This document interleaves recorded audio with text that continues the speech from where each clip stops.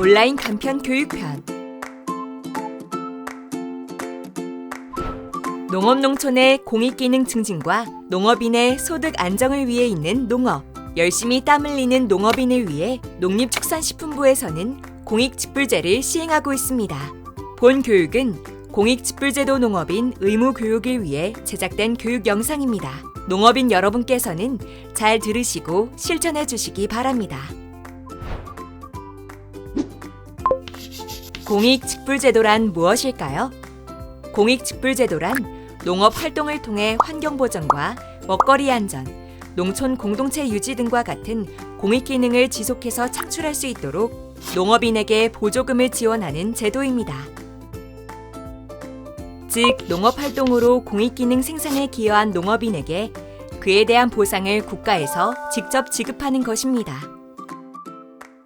농촌은 농업을 통한 유무형의 가치를 국민에게 제공하고 국민들은 공익기능 증진 기여에 대한 보상으로 공익직불금을 지급하는 제도입니다. 다시 말해, 공익직불제는 시장에서 거래되지 않는 농촌의 공익기능을 유지하고 확산시키기 위한 제도입니다. 우리 국민들은 우리 농업에 대해서 어떻게 생각하고 있을까요? 농업에 대한 국민들의 인식을 조사한 결과 도시민의 78%가 우리나라 경제에 농업이 중요하다고 인식하고 있었습니다. 또한 한국농촌경제연구원에 따르면 농업의 공익기능의 경제적 가치가 27조 9천억 원에 달하는 것으로 추정되는데요. 농업의 중요성이 커지게 되면서 농림축산식품부는 2020년부터 공익직불제도를 시행하고 있습니다. 공익직불제를 통해 어떤 효과를 기대할 수 있을까요?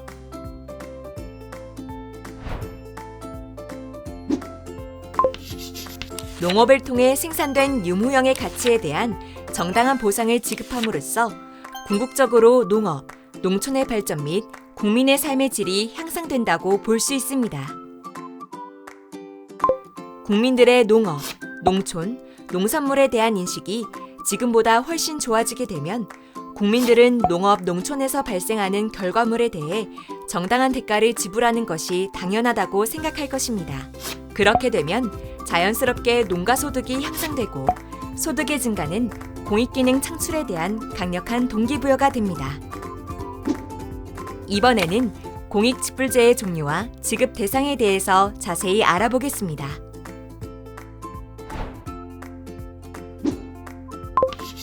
공익직불제는 기본형 공익직불제와 선택형 공익직불제로 나뉘어져 있는데요.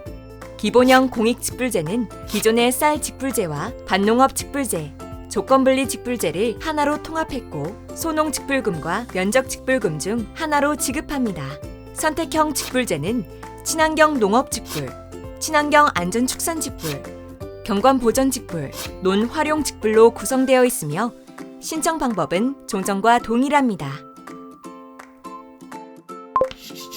기본형 공익직불금을 받으려면 지급 대상 농지와 지급 대상자 요건을 모두 충족해야 하는데요. 지급 대상 농지 조건은 농업 경영체에 등록된 농지로 종전의 쌀직불, 밭직불, 조건 분리직불의 대상 농지여야 하는데요. 2017년 1월 1일부터 2019년 12월 31일까지 기간 중 농업소득보전 직접직불금을 1회 이상 지급받은 농지여야 합니다. 지급 대상자 조건은 농업외의 종합소득금액의 합이 3,700만 원 미만이어야 하고 0.1헥타르 이상의 지급 대상 농지에서 농업에 종사하는 농업인 또는 농업법인이어야 합니다. 자세한 사항은 직불금을 신청할 때 지자체에서 받은 농업인 필수 안내서와 농업농촌 공익직불법 제8조와 제9조를 참고하시길 바랍니다. 마지막으로 소농직불금과 면적직불금의 신청 조건에 대해서 자세히 알아볼까요? 소농직불금 신청 대상 조건은 1000제곱미터에서 5000제곱미터의 농사를 짓는 농가를 대상으로 일괄 120만 원을 지급합니다. 0.5헥타르 이상이어도 면적직불금이 120만 원 미만인 경우 소규모 농가 직불금 대상자가 될 수도 있습니다. 다만 신청서 요건 중 하나라도 충족하지 않으면 최종적으로는 면적 직불금 신청을 해야 한다는 거 기억하세요. 소농에 해당하지 않는 경우 면적에 따라 직불금을 지급하는데요. 면적 직불금은 지급 대상 농지 면적에 지급 단가를 곱하여 산정합니다. 공익직불제 온라인 간편 교육편.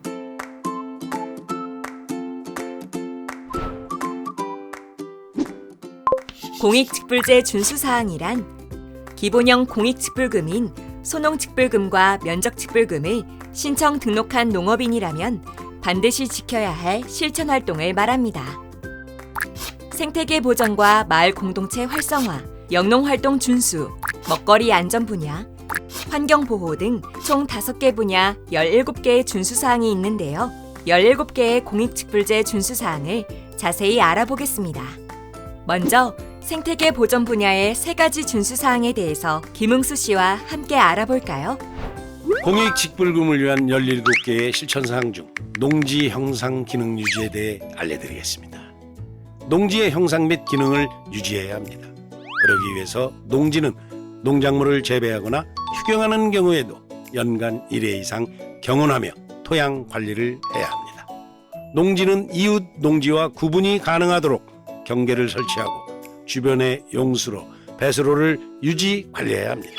또한 농지 일부에 주차장이나 농막이 설치되어 있거나 묘지, 폐경 등 작물을 재배할 수 없는 면적은 직불금 신청에서 제외해야 한다는 거 꼭 지켜주세요. 농업 생태계를 지속하게 만들어줄 생태보호 관련 사항 2번째와 3번째를 알려드리겠습니다.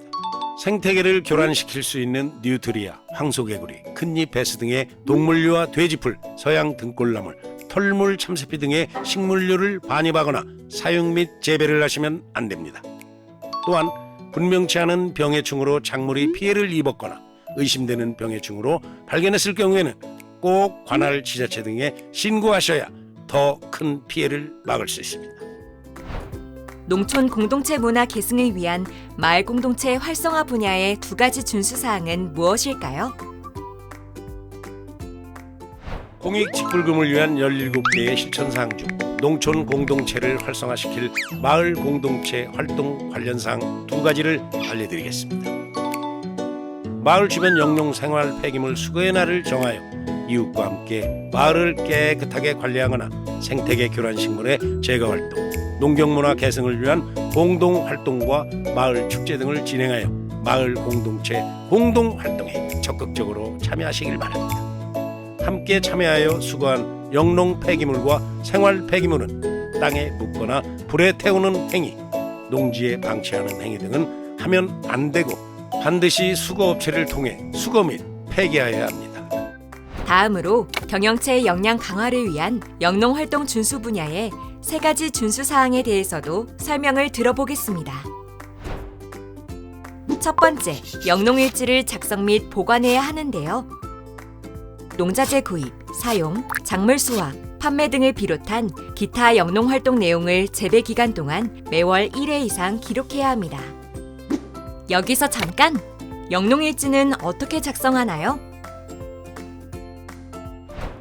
여기 날짜에 자재 구입이나 농자가 반 날짜를 적고 재배 품목을 밑에 칸에 적어주고 작업 내용에는 농약 구입 내역, 사용 내역을 작성하면 됩니다. 작성하면서 농자재 구입 영수증을 꼭 같이 보관하시면 더 좋습니다. 앞으로는 농약과 비료 사용 내역뿐만 아니라 기타 영농활동 작성까지 적는 걸로 단계적으로 작성해야 할 사항을 확대한다고 하니까 미리미리 작성하는 게 좋습니다. 2번째, 농업인은 농업 농촌의 공익기능 증진과 관련된 공익직불제 교육을 이수해야 합니다. 3번째, 경작하고 있는 면적이나 필지, 품목 등 농업 경영체 정보가 변경된 경우에는 14일 이내에 국립농산물 품질관리원에 변경 신고해야 합니다. 마지막으로 안전하고 안심할 수 있는 먹거리를 공급하기 위한 먹거리 안전 분야 3가지 준수사항에 대해서 알아보겠습니다. 공익직불금을 위한 17개의 실천사항 중 안전하고 안심할 수 있는 먹거리를 공급하기 위한 먹거리 안전 활동 관련 사항을 알려드리겠습니다. 허용 물질 목록 관리제도 시행으로 농업인들은 해당 작물에 등록된 농약을 사용해야 합니다. 사용할 때는 농약병에 표시된 희석 배수와 사용 횟수, 최종 살포일을 준수해야 합니다. 농작물에서 미등록되어 있거나 밀수 농약이 검출된 경우나 허용 기준을 초과하여 검출되는 경우에는 기본형 공익직불금도 감액됩니다.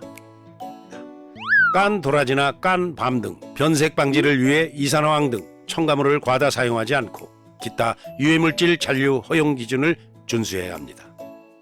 또한 안전성 조사 결과 부적합 농산물로 출하 제한 명령을 받을 경우 출하 연기 및 폐기, 용도 전환 등 행정처분 명령을 준수해야 합니다. 이번에는 땅과 물을 살리는 환경보호 관련 준수사항 6가지를 알려드리겠습니다. 첫 번째, 화학비료 사용 기준을 준수해야 합니다. 토양 검정을 받아 시비 처방전에 맞게 작물별로 화학비료 정량을 지키셔야 합니다. 두 번째, 비료를 적정 보관하고 관리해야 합니다. 구입한 비료는 사용 전까지 영농 창고에 보관하거나 비닐 등을 잘 덮어 보관해야 합니다. 세 번째, 가축 분뇨, 퇴비 액비화 및 살포 기준을 준수해야 합니다. 가축 분뇨는 가축 자원화 시설에서 퇴비화 또는 액비화해서 배출 허용 기준을 준수하고 살포 후에는 살포 기준을 따르셔야 합니다. 네 번째, 하천수를 농업용수에 사용할 경우 관할 홍수 통제소에 꼭 허가를 받아야 합니다.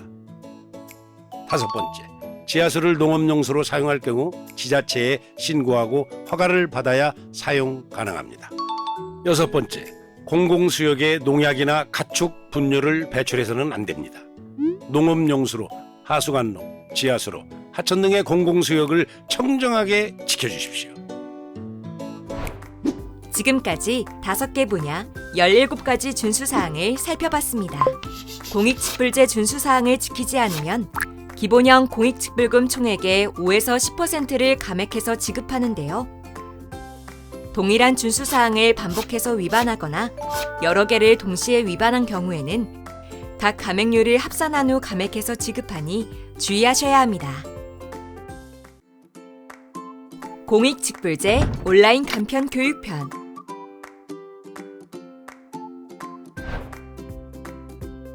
공익직불금 부정수급에 대해 알아보겠습니다.